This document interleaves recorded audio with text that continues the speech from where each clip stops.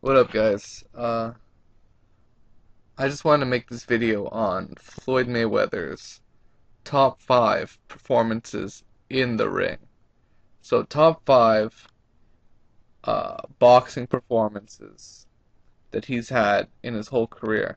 Now, since Floyd Mayweather is, he's already cemented his legacy as a Hall of Famer, and, you know, has a resume that's second to none. He has fought some of the best fighters in weight divisions of 130, 135, 140, 147, and 154.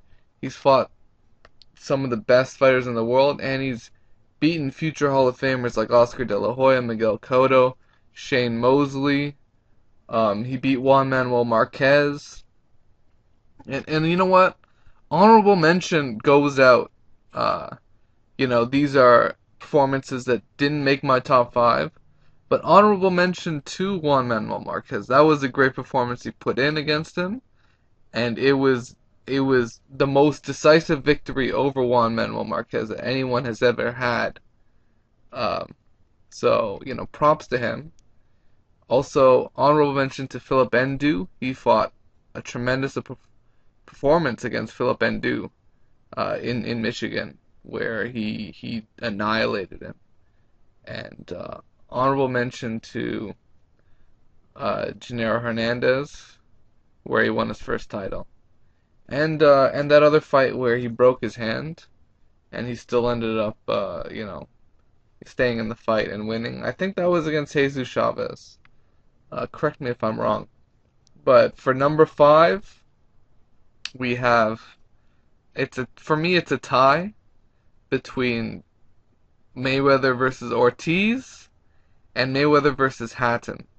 This is a tie for me because one common theme was that the referee made Mayweather's performance less great. Because obviously in the Ortiz fight, Joe Cortez fucked up big time and lost control of the action and let Mayweather uh, hit Ortiz with a punch that he should have been blocking, but he was being an idiot, and he just took a left hook square on the chin and followed it up with a right hand and knocked him out. Now, I it's a tie for me because it's similar to uh, Mayweather versus Hatton, where again Cortez is constantly breaking up the fighters, and it was to the point where he just wasn't letting Hatton fight his fight. He wasn't letting him fight Mayweather against the ropes because Cortez was just constantly breaking the fighters up. So in both cases, basically Cortez took away a little bit of greatness from Mayweather's performance because obviously in the Victor Ortiz, Mayweather seemed primed to put on a tremendous performance against Victor Ortiz, and I think he would have knocked him out in about 6 or 7 rounds if that headbutt didn't happen. That's me being honest. Now, number 4. My number 4 Floyd Mayweather performance is his fight against Zab Judah. I thought that was definitely, one of his much more underrated performances because he had to go through a lot of adversity in that fight. He got knocked down, a clear knockdown, first time in his career. He got knocked down cleanly by Zab Judah. I'm not sure if it was called a knockdown, but he did get knocked down cleanly.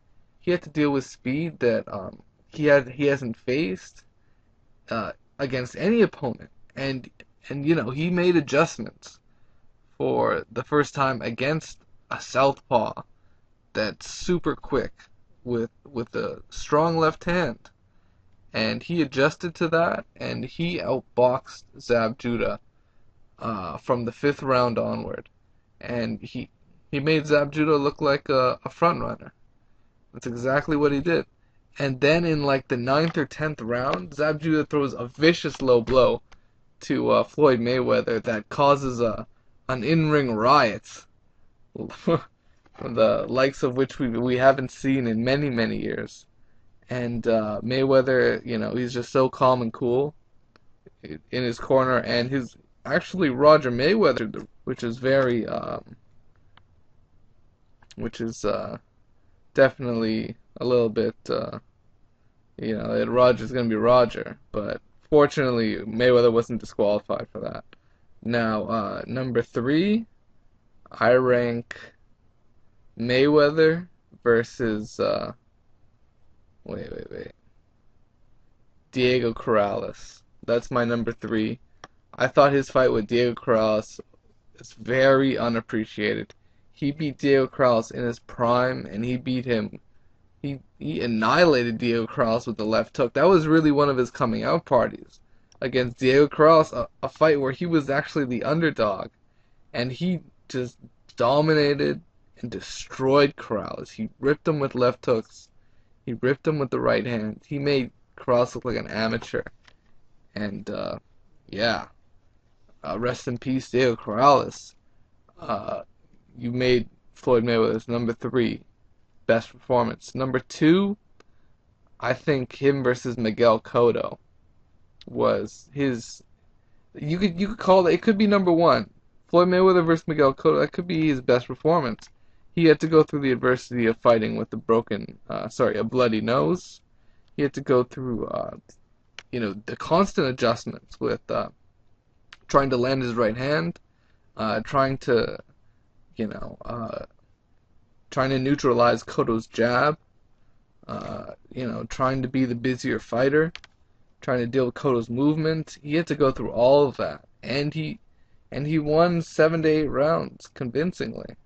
So give Mayweather big credit for his victory against Cotto. And number one, you know who it is. He had to go up to 154 for the first time, and deal with all of Oscar's. He basically gave most of the negotiating advantage to Oscar De La Hoya, and he did not care. He just wanted that fight, and he beat Oscar De La Hoya at 154 pounds in the mega fight, the fight that was billed The World Awaits. He thoroughly outboxed De La Hoya over 12 rounds. He won at least 7 to 8 rounds, and again, a very clear-cut unanimous decision. It should be unanimous, but it was a split decision victory over Oscar De La Hoya. I thought that's his best performance to date, although it's debatable with Miguel Cotto. He thoroughly beat Oscar De La Hoya, and pretty much after that, Oscar De La Hoya was not the same fighter. So props to him. Mayweather's had a Hall of Fame career, and to me, him versus De La Hoya was his masterpiece in the ring, and he thoroughly beat him. And he had to deal with a De La Hoya that had a great jab that night, and one that definitely had a lot more activity than we've seen him in recent memory. That was probably De La Hoya's best performance.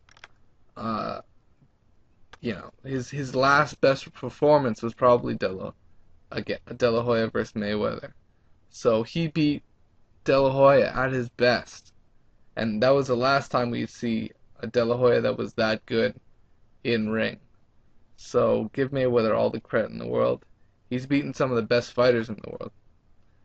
So going down that list, I have number 5, a tie between Ricky Hatton and Victor Ortiz. Number 4, I have Mayweather versus Jazab Judah. Number 3, I have Mayweather versus Diego Corrales. Number 2, Mayweather versus Cotto. And number 1, Mayweather versus Oscar De La Hoya. Alright guys, take care.